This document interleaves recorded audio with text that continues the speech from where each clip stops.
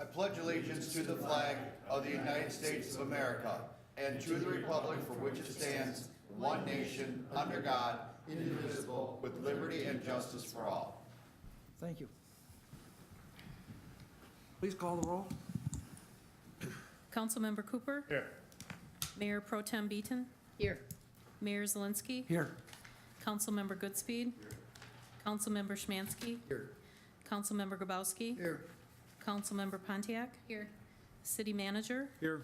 City Attorney? Here. Finance Director? Here. Public Safety Director? Here. City Engineer? Here. Thank you. Thank you.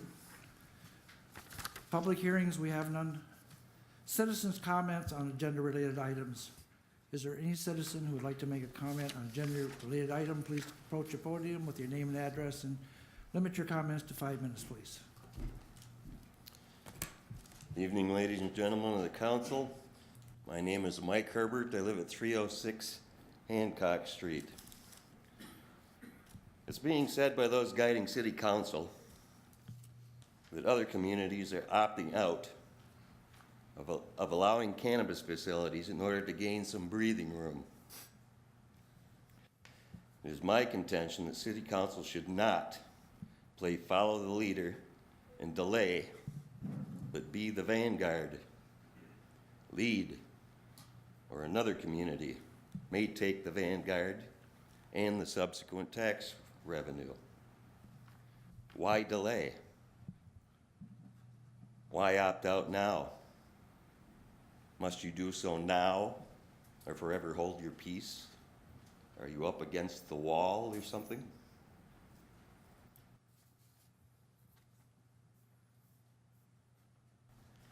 If not, I suggest you don't delay, but move forward. It seems also that those guiding city council are raising the specter or fear of legal exposure, and that someone may go downtown, buy up the businesses with the expectation of putting in cannabis businesses and then sue if not allowed to do so. Anyone going into business should be doing their due diligence. Seems simple enough to me to put a disclaimer on the city website stating that permits are not guaranteed. It is my humble opinion that city council should not delay, not opt out, but to continue to move forward. What is to be lost by moving forward now? Thank you. Thank you. Anyone else who would like to address agenda-related items?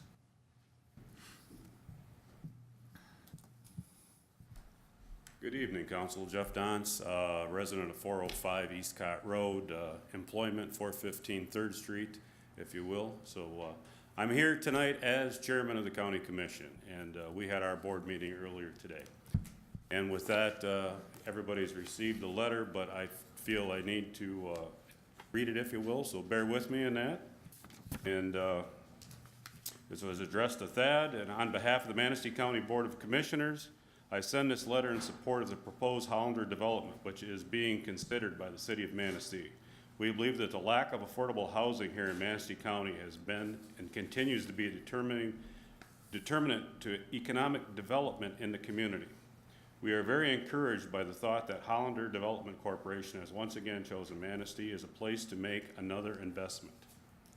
It is our understanding that the City of Manistee City Council is considering a 4% pilot for this project. We are in support of that pilot because we believe that an increase in affordable workforce housing will improve the overall economy here in Manistee County.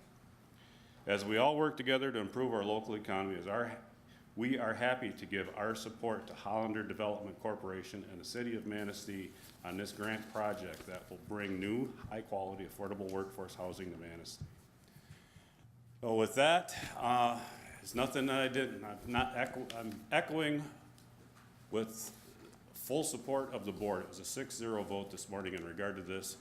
And I can speak on behalf of the board because when I was here last time, I said I cannot speak on behalf of the board because the board didn't speak, but we did today. And I support and encourage you to adopt this and move us forward. Thank you. Thank you.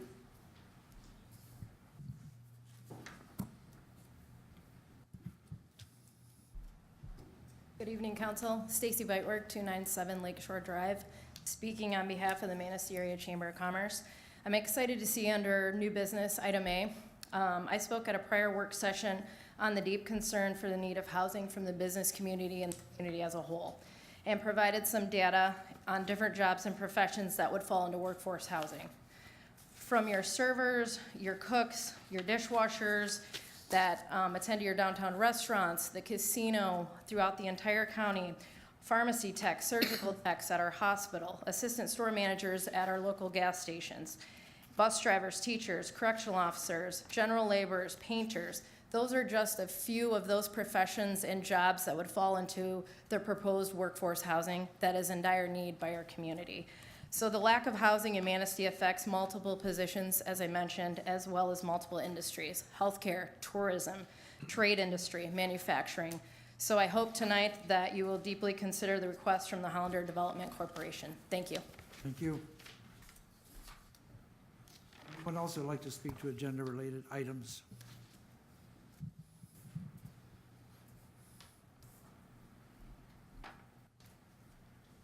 Good evening, Jody Walter, 2141 Stronach Road. On behalf of the casino, I'd like to add my support to the affordable housing project. I'd just like to mention that 34% of the workforce at the casino falls at $10 an hour or under. So it would be a big benefit to many of these people. Thank you. Thank you.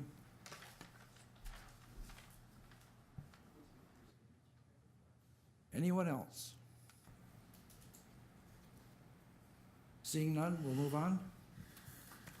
Consent agenda. All items marked with an asterisk are on the consent agenda and considered by the city manager to be routine matters. Prior to approval of the consent agenda, any member of council may have an item from the consent agenda removed and taken up during the regular portion of the meeting. Consent agenda items include approval of minutes, payroll, invoices, notification regarding next work session. At this time, council could take action to approve the consent agenda as presented. Do I have a motion? I'll make a motion. I'll second it. We have a motion and second. Please take the roll. Mayor Pro Tem Beaton? Yes. Mayor Zelinski? Yes. Councilmember Goodspeed? Councilmember Schmansky? Yes. Councilmember Grabowski? Yes. Councilmember Pontiac? Yes. Councilmember Cooper? Yes. Motion passed.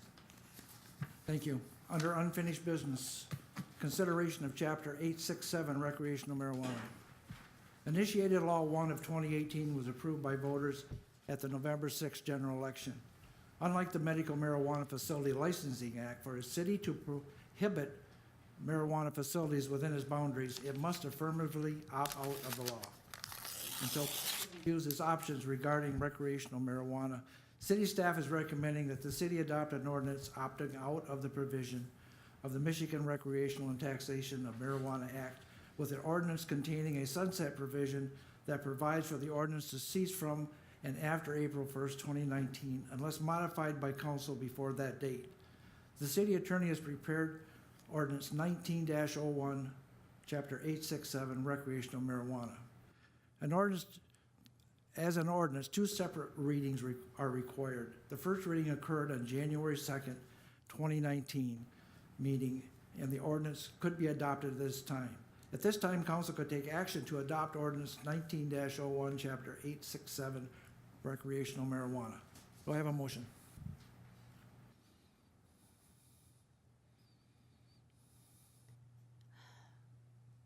Again, do I have a motion? I'll make the motion. I'll second it. I have a motion and a second. Mr. Taylor, do you have some suggestions here? I would request that council deny this ordinance and ask staff to bring back a revised ordinance that would include a sunset date of July 1st to give staff adequate time to prepare all the documents we would need to be ready for any individuals or corporations that want to engage in recreational marijuana grow, processing licenses. We just want to be prepared for those people that come forward, and we're certain that we can get it done by July 1st. Any further discussion? Well, I would just like to say, as I mentioned before, I think that we're sending mixed messages to potential developers by opting out. I think that we can mitigate risk in other ways other than doing this. Again, there's a number of cities who've decided that they believe legally and ethically and morally they can proceed with the law as written. And they are, again, opting to support the law that was passed. And again, for the benefit of their communities, because again, if you don't opt in with retail or microbusiness, you are not entitled to any share of the 15% that will be distributed to the municipalities that participate. And again, the city of Manistee could certainly use that additional revenue. And I see no reason for not putting appropriate procedures in place so that we can proceed and hopefully garner some businesses that can help Manistee grow. Any other discussion? I think that the attorney said the last time that the state hasn't decided what they're doing yet, so how do we know what we're doing? But those other, like I said, the other cities, Grand Rapids, I believe, is not opted out. Kalamazoo, Lansing, Detroit, and there are other large metropolitan areas that certainly have much more to risk than little old Manistee, and they're not opting out. They're trying to plow their way through preparing for the legislation that again is expected sometime before 6 December of next year. And if not, then it becomes part of the municipality's responsibility to come up with its own. So again, it's going to be a lengthy process regardless. And I think for us, the biggest issue is going to be, zoning. Where would we want those type of businesses and where would not want them? And I just don't see that as being a difficult process to come up with. Just my opinion.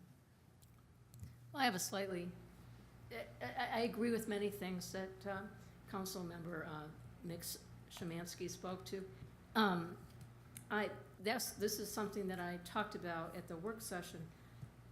I think we should not be sending mixed messages, but I think it's also time for us to go ahead and grant at least the medical marijuana portion of the licensing to do retail.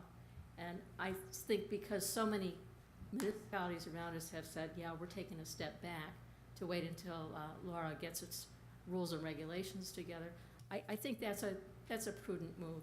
But we can certainly go ahead with the medical part of it, and I don't know why we're not. So that's my comments that I have on this right now. Okay, right now before us, we have consideration of this ordinance. Mr. Taylor has suggested that we deny this ordinance. We can take up a lot of those issues if another ordinance is brought forward. So if there's no further discussion, I'll call for the vote. Please take the roll. Councilmember Goodspeed? No. Councilmember Szymanski? No. Councilmember Grabowski? Oh, gee, that's my new phone. Councilmember Pontiac? No. Councilmember Cooper? Yes. Mayor Pro Tem Beaton? No. Mayor Zielinski? No. Motion failed. Thank you. Mr. Taylor, are you going to bring this back? We'll have it at the next council meeting. Okay, thank you. New business, consideration of payment in lieu of taxes and an essential services agreement from the Hollander Development Corporation to support the construction of a proposed 50-unit housing development. The Howler Development Corporation is requesting council approval of a 4% payment in lieu of taxes and an essential service agreement of $200 per unit that would increase 3% annually. At this time, council could take action to approve the 4% pilot and essential services agreement of $200 per unit that would increase 3% annually and direct the city attorney to prepare the necessary pilot ordinance and essential services agreement for council consideration. Do I have a motion? I make that motion. I'll second it. We have a motion and a second. Any discussion? Just to clarify that this is a 30-year, Correct. okay, because we're gonna add that somewhere. That'll be in the ordinance. Any other discussion? I think this is a great thing for Manistee. I really appreciate the due diligence that you did on finessing the numbers so that we saw the 3% on top of this, the essential service fee annually. Any other discussion? Seeing none, please call the roll. Mayor Zelinski? Yes. Councilmember Pontiac? Yes. Councilmember Schmansky? Yes.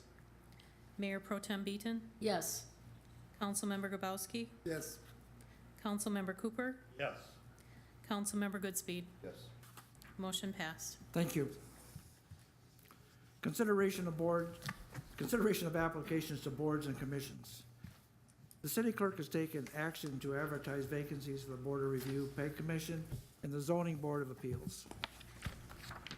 Mayoral appointments require a motion, second, and a council voted support. Nominees for council appointments do not require a second. After all nominations are made, council votes on a nominee until one nominee receives majority votes. There's a nomination for the Pay Commission. They have 4 vacancies, 1 term ending 12/31/19, 3 terms ending 12/31/21. Applications must be county residents. This is a council appointment, so is there anybody who would like to make a nominee, place a nomination? I nominate Mike Tilson of 86 Hancock for the term ending 12/31. Is there any discussion? Please take the roll. Mayor Pro Tem Beaton? Yes. Councilmember Pontiac? Yes. Councilmember Grabowski? Yes. Mayor Zelinski? Yes. Councilmember Goodspeed? Yes. Councilmember Cooper? Yes. Councilmember Schmansky? Yes. Motion passed. Thank you. Notice and communications and announcements. A report from the Downtown Development Authority. At a regular part of each council meeting is a report from a cooperating agency, organization, or department. At this time, Mr. Tom Kaminsky will report on the activities of the Downtown Development Authority and respond to any questions that council may have regarding their activities. No action is required by this item. Good evening, Mayor Zelinski and council members. I will not be the only one reporting tonight. We have 3 other board members here that will probably participate or will participate in this discussion. We don't have your normal report that probably would be given if you had a full-time director or someone who had been here for a little bit longer than I have. As you know, I was hired back in early November on a part-time basis. I work about 20 to 25 hours a week. As the interim director, my responsibilities are to pretty much try to run the day-to-day activities of the office, work with various DDA committees. I've been asked to work with the city and the DDA on hopefully getting a TIF plan developed and before you very soon. There's also some new state reporting requirements that I'll be working on. And also respond to DDA district concerns and at least get those concerns to the right DDA board members or to the city council. Since the organization's in transition, as I said, the report will be presented by various board members that chair various committees. The DDA has several committees, including the Design Committee, Business Development Committee, Redevelopment Committee, Recruitment Committee, Economic Development, and the TIF Committee. There are 9 members on the DDA board, 3 of which are here, 4 of which are here if you include the mayor, who also sits on the DDA board. I will be giving the report on behalf of Valerie Bergstrom, who is the business development chairperson. And she's out of town, and she did send me some things to tell you. The Business Development Committee accomplished 3 DDA strategic goals in 2018, including the following. Number 1, updated the zoning for the downtown in order to attract more small business to the downtown and be more competitive with other communities. Number 2, they've started a SCORE group utilizing local business volunteers to coach new and existing small business entrepreneurs. There are 5 mentors from Manistee who have met with 8 business prospects or current business owners. The mentors coached 3 of the 5 Spark finalists, including the winner, and they also plan to run several small business workshops throughout this year. They also held and were responsible for the Spark Manistee competition, which attracted over 30 applicants. The winner has successfully opened her business right across the street from City Hall in November, utilizing her $5,000 grant award and a revolving DDA loan. The DDA is thankful for the support of our sponsors, including West Shore Bank, the Chamber, and the Ramsdale Theater, and many other local and downtown businesses who offered sponsorship services for the winner, and the community support was tremendous.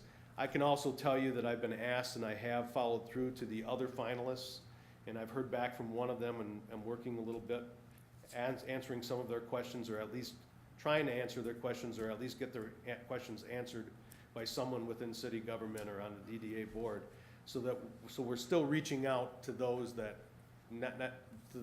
those that did not win but were finalists and still might want to open a business in the DDA district. The Business Development Committee plans to survey downtown business owners. That survey is being prepared right now and should be going out within the next few days. That survey is to learn more about various services, needs, and concerns and successes of the various businesses within the district. And the survey will help the DDA to be more relevant and responsive to the community, and is planned to be conducted annually. I think those are the major points that the Business Development Committee worked on. And I can answer any of your questions. I'll at least try to answer some of them. I'm still really, really new to this, and I'm learning every day. But if not, I'll be still here, but I'll turn it over to Barry Lind, who is going to talk about some of the other committee things. So thank you. Good evening, Council. I'm the current chair of the Design Committee, so I will talk to our activities in that committee. And first, I'll just start off by explaining what the Design Committee is. We have basically the perusal of anything that's kind of the physical aspects of the DDA district, so kind of the stuff you see, touch, feel. And to that point, I'll start off with, out of our board strategic planning exercise last spring, we as a committee were assigned 4 areas of focus for the coming year, and we've been working on those primarily, but we've also been engaged in some other projects that I will talk about after I talk about these 4. The first one on the list was to improve parking signage in the downtown district. There's a perception that sometimes parking is difficult in the district, and that perception really stems more from the fact that people don't know where available parking is off of River Street, as opposed to only thinking that they have to be able to park on River Street or on one of the side streets. We have a number of parking lots, but we really don't have any signage that directs those unfamiliar with our downtown as to where those lots are. So that is a task that we are not yet completed, but that's really the next project that we're going to be focusing on in this winter. Another project was last winter, the DDA had embarked on a project with MSU Extension, where we basically had the opportunity to participate in a project where they came in and basically provided some conceptual and design services for certain aspects of our downtown.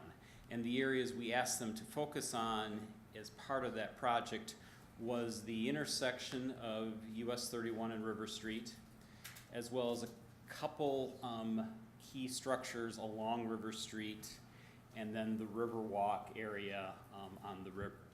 And out of that came a couple community input sessions and a final conceptual design renderings set that we've taken a step further and worked with some partners in the community to come up with some ballpark estimates on what some of those sub-projects out of that could be done and what those dollar amounts are. And at this point, we're kind of have it on hold until, as an organization, we get a new director in place or kind of sort through our organization structures to really focus on how we're going to fund and possibly implement some of those design ideas that came out of that MSU project. The third item that the board had given our committee to focus on this year is the problem of garbage in the downtown. During the course of the summer, in multiple of our committee meetings, that was a topic of discussion that resulted in a series of recommendations that the board gave to council in one of your work sessions on that topic. And then the last project that the board had assigned to the design committee was to update our facade grant process. That is one of the programs that falls under the design committee, which is our facade grant, where we have matching grants of a 50% match to facade improvements of businesses within the downtown district up to $5,000. In addition to those 4 projects, other things that we've been working on, we've spent a number of meetings talking about blight concerns and issues in the downtown, and are trying to follow through on the current city processes around blight elimination. And one of the challenges on that is, while there are aspects of downtown that are not where we want them to be, do they meet the technical definition of blight as per the city ordinances? That's probably a stretch, but we're working through some of those things. And then another couple projects that we've been talking about are possible improvements to the downtown art park near the entrance of River Street. That's currently a privately owned parcel, and we don't have we nor the city have really any say over it, but it is an area that we think could be improved, and we've had some interactions with the property owners and are trying to come up with ideas as ways to improve that so that it represents the image we want to convey, not necessarily its current state. 2 other things that are more ongoing things that we do through this committee is we contract with an organization, which is currently DPW, to do maintenance and upkeep on the Riverwalk in the DDA district, as well as the downtown area and some of the parking lots surrounding. So we have a maintenance contract that DPW performs for us. And then we're also responsible for the downtown flowers during the summer and the watering of those. So those are kind of the overall things that we as a group are working on. Any questions for me and design committee? If not, T. Thank you, Barry. Good evening, TF Taxiadis. On behalf of the Redevelopment Committee of the DDA. In addition to the day-to-day issues that the Redevelopment Committee members deal with, assisting local or owners of buildings in the district, we have we're pursuing 2 major programs that whose goal is to increase available residential units in the downtown. Thank you. And With that, have increased economic activity, more people in the downtown, more people shopping, going to restaurants, the movie theater, and so on. In addition to that, we're looking at the long-term increase in the taxable base in the district by redeveloping properties and buildings that currently do not generate taxable income or tax revenue at their full potential. And I emphasize the words long-term because to redevelop properties in the downtown is not going to generate tax revenue in the next year or two. It's going to be in the next 5, 7, 10 years. The two key programs that we're pursuing is the redevelopment of the former American Cleaners property at the intersection of 31 and River Street. That's a key location and a key property for the downtown. That's the gateway to the downtown, and both for aesthetic purposes as well as for future increased economic activity. That is a key property. Therefore, the DDA last year purchased the property, and we have been working with the MSU Extension Service that did the concept plan for the downtown that Barry just talked about.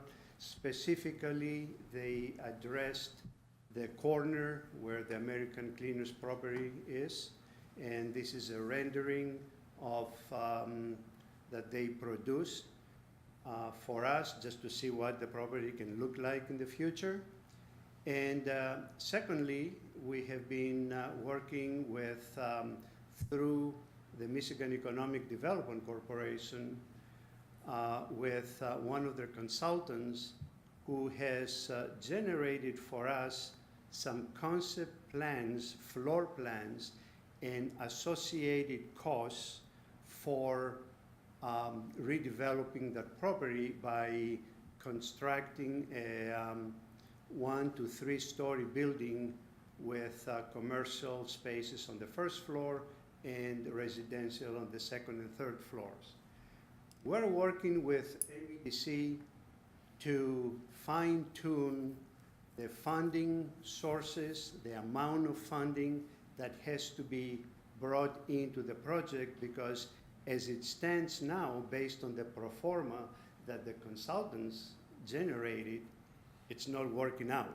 However, with increases in one of the grant programs that it's available from the MEDC in the last few weeks, it looks a lot more,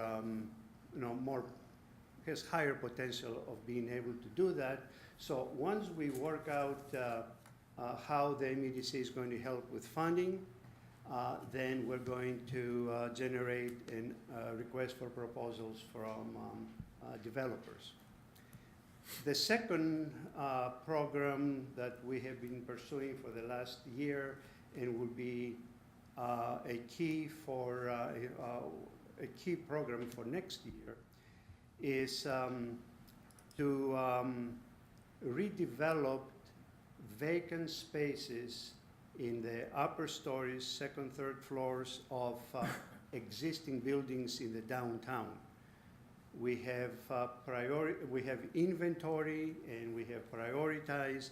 As time goes by, we update the inventory, but we have identified about 45 to 55 residential units that can be placed in those buildings.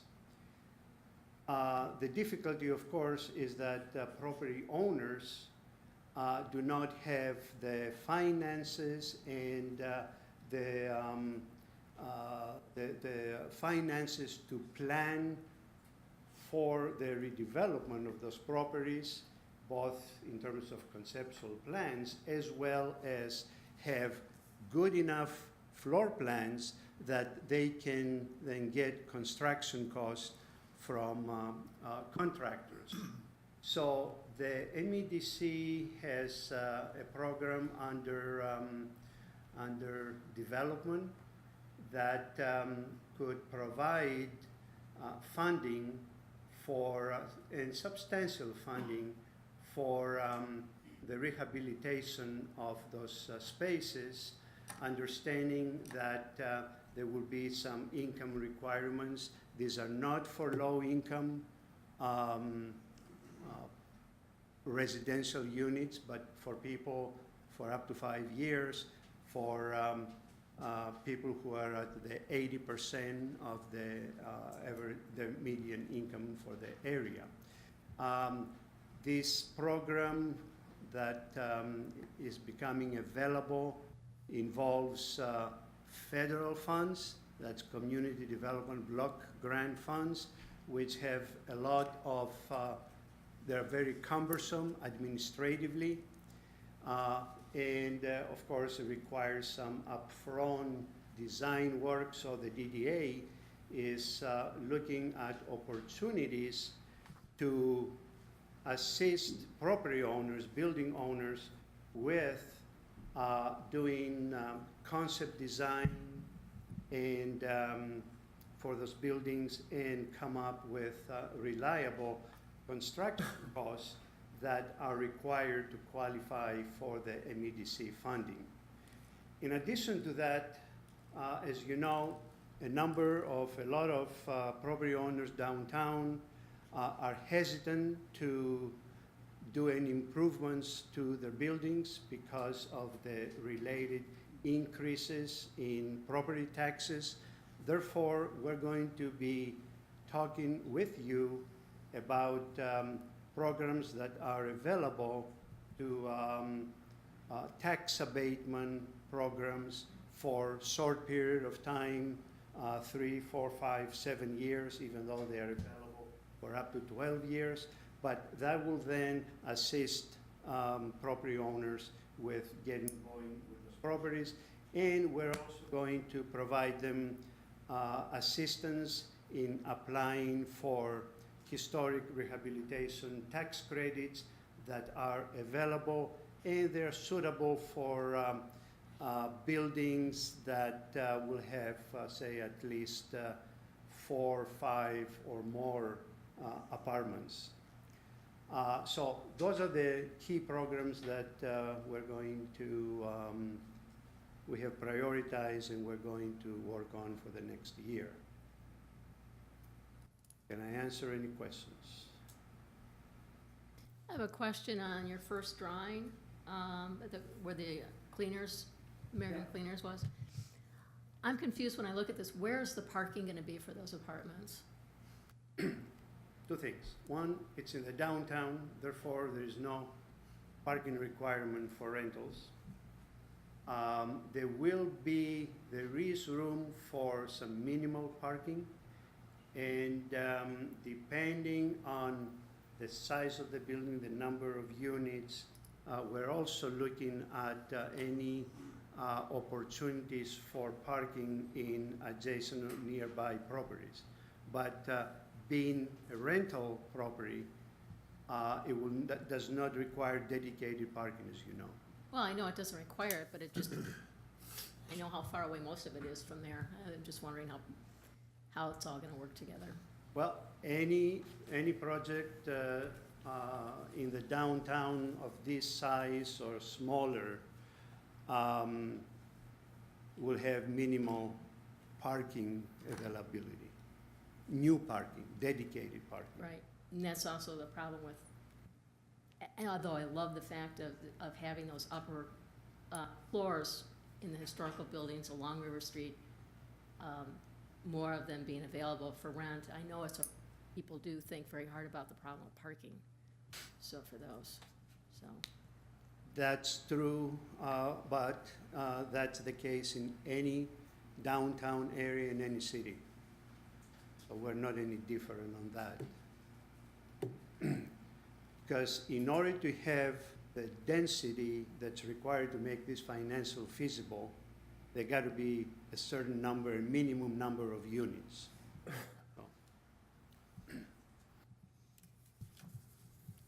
Any other questions? Thank you.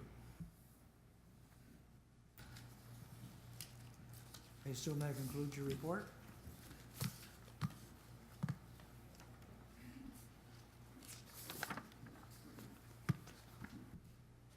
Good evening, I'm Karen Goodman. I'm also a county commissioner, but I'm also on the DDA board. And the committee I'm kind of working with is reviewing our options in regards to our current situation with a director. We're trying to, the board itself is trying to figure out something different. We have a long history of having a DDA director, and we've had probably a couple of them stay for more than a year, but it's pretty much a turnover type of position. So we have the opportunity, we had some presentations by other organizations that kind of piqued our interest in regards to, boy, maybe there are other possibilities out there. Sustaining a director is difficult with the amount of money we have, because it's not only a director position. We have come to realize that there is a lot of events management, not doing the events, but overseeing those. Also office management job, basic, payroll, pay the bills, track down vendors, things like that. So the position, it seems to be morphing into more than just one economic development person. It's morphing into, and we need all this other support too.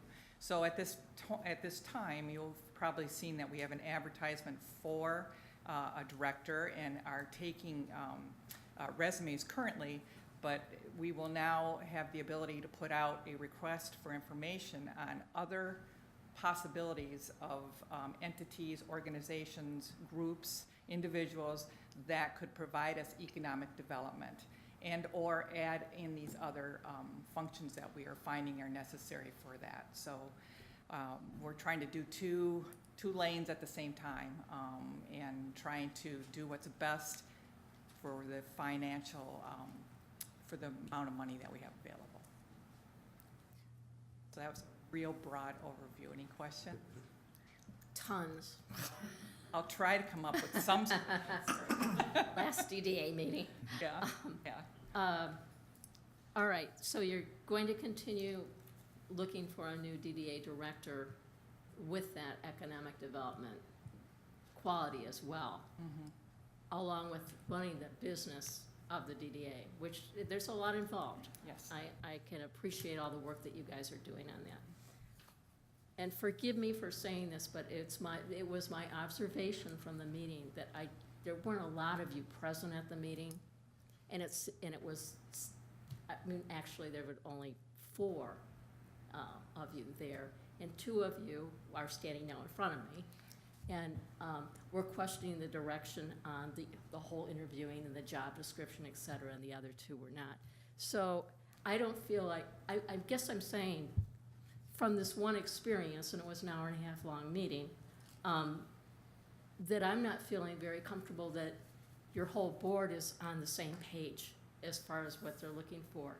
And I know that you passed a motion that said that you would give this facilitator person from MSU to come and give you some advisory information on February 13th.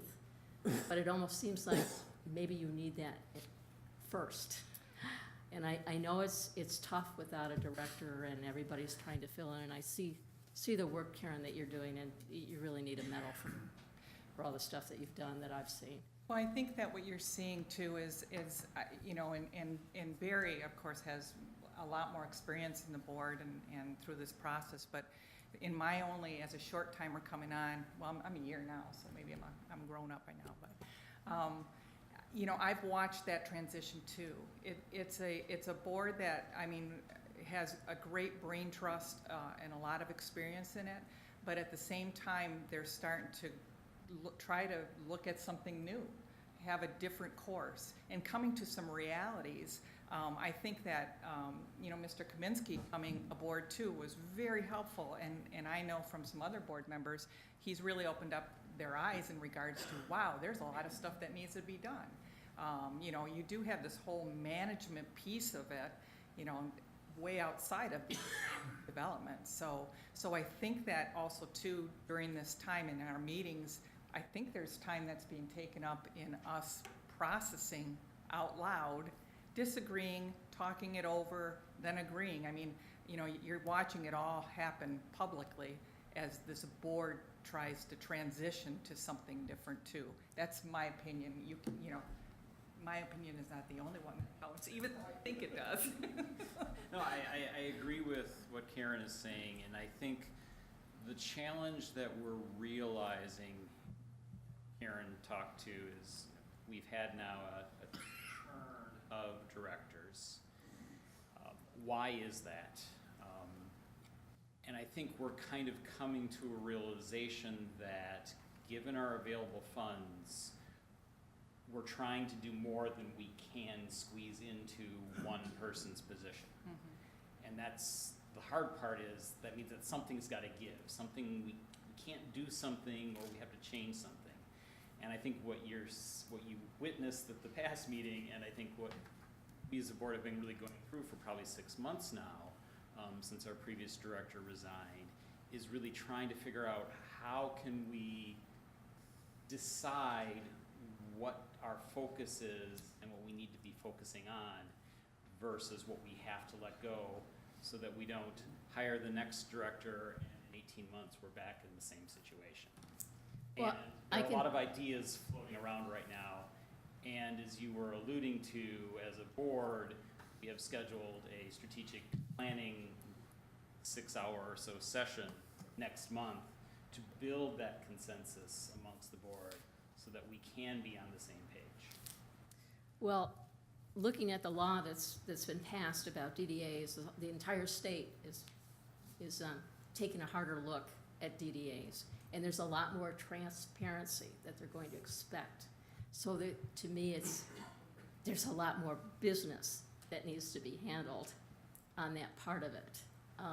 So I think you should keep your options open on the economic development part of it.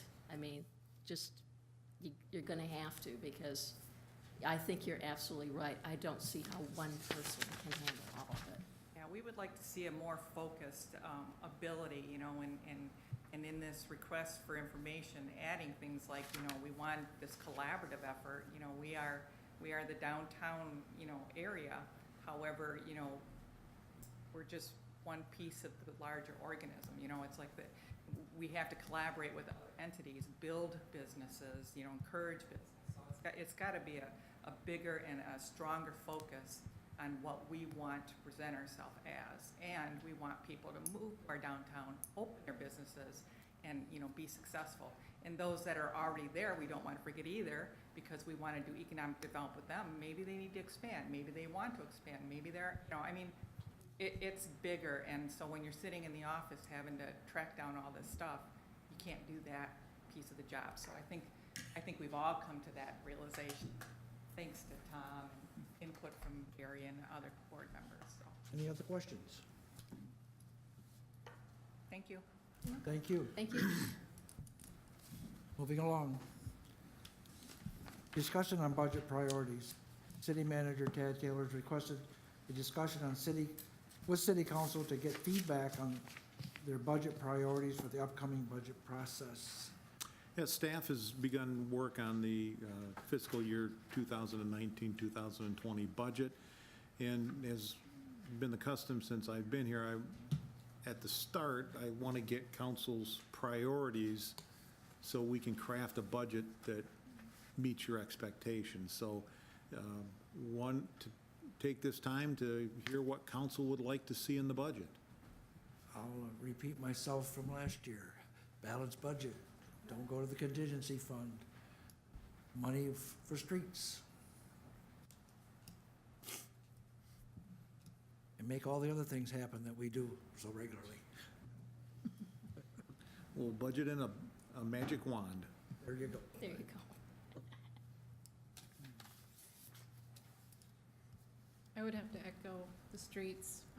We've done a pretty good job last year on getting those improvements done. So I would like that to continue. Okay. When are we gonna start doing the roads this year, then? Construction season, normal construction season, probably April, May.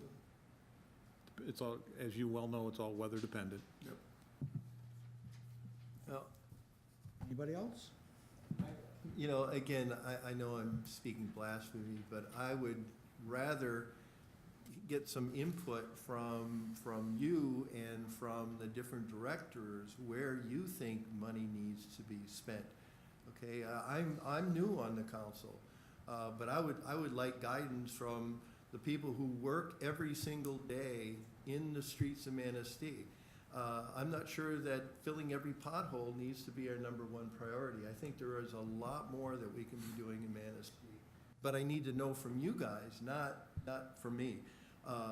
And then the only other thing I would suggest is that we also, as a city, look at economic development, just like we just heard from the DDA, and we've heard before. I think it is in our community's best interest that we take a part in economic development and not leave it to others to guide the city. I think it's an important part that we should look at. And again, nothing happens without resources. So that's the part that's difficult. And I do agree with the mayor that balancing our budget is important. We don't want to take away from our future resources. Though, you know, those kind of dollars should be dollars that we plan for growth, not for sustainability. And I would also like to see some suggestions on that. You know, money in the bank is just money in the bank. You know, what are your ideas and suggestions, or maybe some of the community's ideas and suggestions of what we can do with some of the money that we have socked away? Well, to that end, next month, work session is going to be devoted to our capital improvement plan and the process and what we've done in the past and what our next step is. And as part of that discussion, we'll be giving council some thoughts on where we should direct some dollars on some of the, you know, needs that are out there. So I think you'll be happy with what you hear in February. Anything else? Seeing? I hate to ask for more work. I, of course, always want money for streets. That's a given. But I also see a need, because I've heard complaints about the north side of the river, from where the Veterans Memorial Park is. If we could make some improvements down there, it tends to be overgrown, it tends to be neglected, and I think it's an area that would see a lot more use if we could make it more attractive. And I know that's tough to maintain all of the parks that we have and to ask for that, but it's been mentioned more than once to me, so Okay. Anybody else? Thanks for the input. Concerns and comments. Citizens' comments. This is an opportunity for citizens to comment on municipal services, activities, or areas of city involvement. Citizens in attendance shall be recognized by the mayor for comments, limited to 5 minutes. Letters submitted to council will not be publicly read. Is there anybody that has any concerns or comments they'd like to share tonight? Yes. Please state your name and address. My name is Jean Luna Walker, 471 5th Street. And I came in response to what, reading the minutes from the last meeting and also what I saw in the newspaper about a probable deer call. That's what I wanted to speak about. I moved here last spring from Ann Arbor, and so, and just for the record, in my comment, I want you to know my favorite meat is venison. So I'm not like a vegetarian making a comment at all. Anyway, I read in the paper about the costs, And I had worked a lot in the early part of the cull in Ann Arbor. And I have many, I don't have all the total detailed information because I had to contact people in a short time, but there are many hidden costs to the cull. And what they are, not only you have to pay for having the meat processed, but then there's extra pay for the police because security has to be provided. And that comes up. And then the next biggest thing is for metrics, which I didn't know. It's called statistics or metrics, because the people have the right to ask for a deer count, a deer browse study, which is very expensive, a public opinion poll run every year, and a deer-related, how many auto accidents and where did they occur. And there's other items, but there's this whole list of these things. And so in a way, it's cheaper just to feed all the deer for a while until you get through this, what would be the best thing to do. In Ann Arbor, when they had the cull, the first price quoted to the city was like $35. I mean, $35,000 for the first year. By the time they went through all these other things and doing, this is the 4th year, they have spent over $1 million on 4 years of culls. Now that's a big, it's a big wealthier city, but nonetheless, it's something to pay attention to. And also in Jackson, they had a cull starting in, I believe, 2009. And in 2017, they opted out of their contract because they did have, an opt-out feature of the contract where either party could opt out when they wanted. And they didn't do it again in 2018, and I have not really called them to find the details.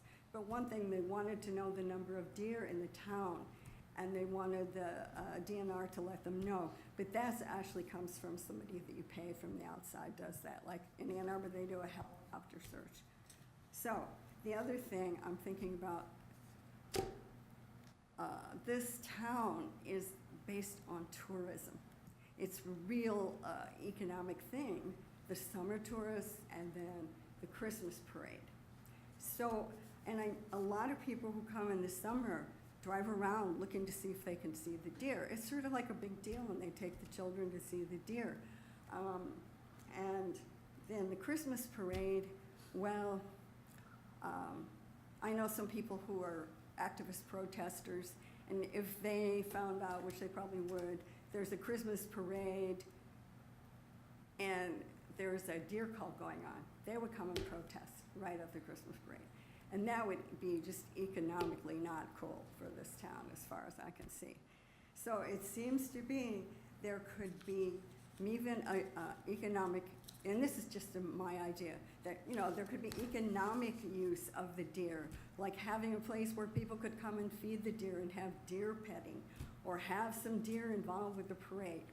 I mean, there's a lot of options. And so what I was gonna ask, if the vote on that could be delayed until there's a public time where people come and say what they want, how they feel about this. What it did in Ann Arbor, it destroyed the spirit of the town. It's a huge battle. And that place had the best, it was a wonderful place to live, but not about this, where people are all fighting and all that kind of thing. And so I would ask also the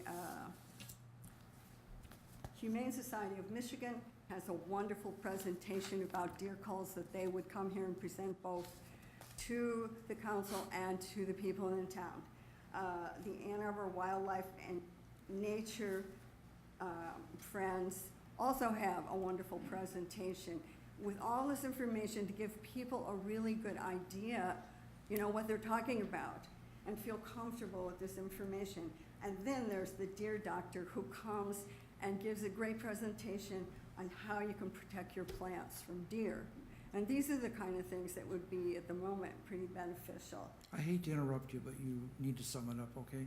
We've reached our 5-minute limit. Thank you very much. We were past 5 minutes, so I'm sorry. but that's all right. Thank you. I hate to interrupt. I think I just moved here, but I could talk way more than 5 minutes about how happy I am to live here and just what a beautiful and peaceful place is. So I just thought, here's my summary.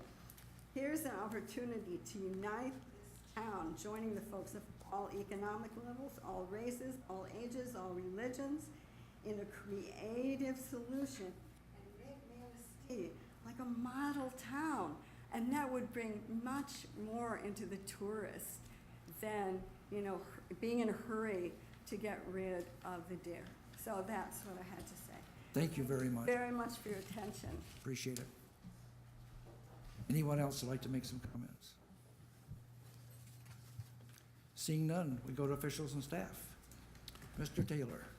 Just to remind council, based on the action you took to direct staff to prepare an ordinance, a pilot ordinance, and also a essential services agreement that'll require a special meeting next Tuesday, the 22nd.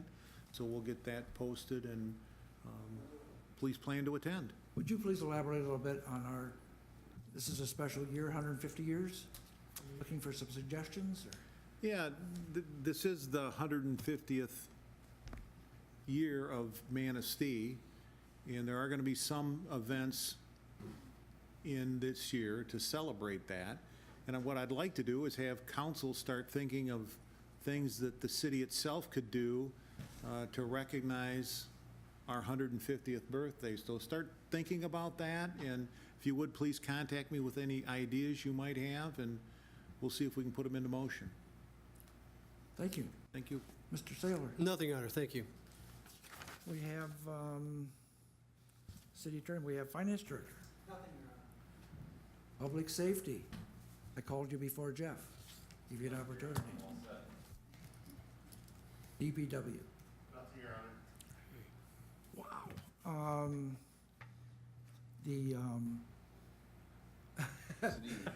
City engineer, I'm sorry. How quick I forget. Thank you.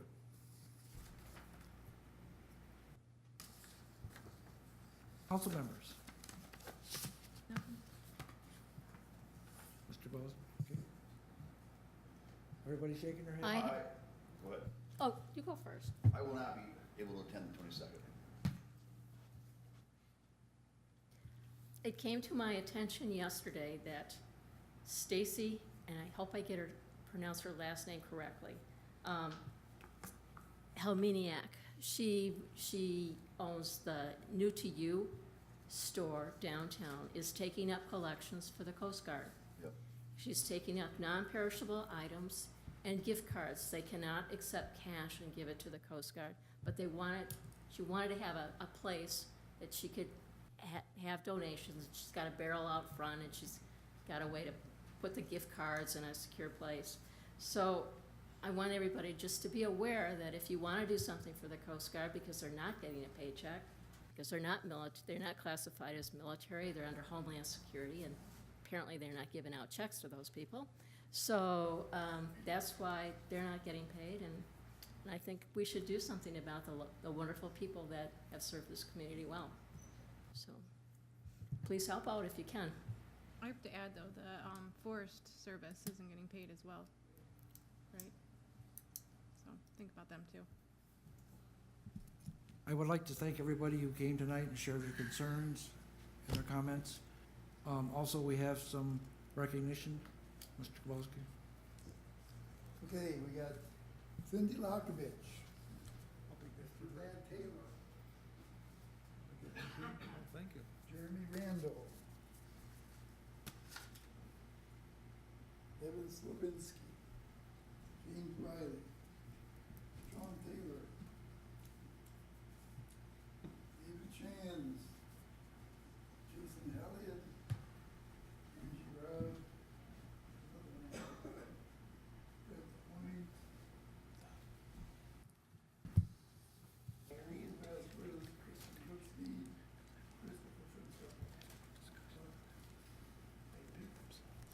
Thank you. The last thing on the agenda, consideration of a closed session union contract negotiation. City Manager Tad Taylor has requested a closed session this evening as permitted by the Michigan Open Meetings Act, Section 8C, to discuss contract negotiations with the Police Officers Association and the Michigan Command Officers Association. At this time, council could take action to proceed to a closed session under Section 8C of the Michigan Open Meetings Act. I'll entertain a motion. I'll make it. Second? Do I have a second? Yeah, I'll second it then. Okay, take the roll. Councilmember Pontiac? Yes. Councilmember Grabowski?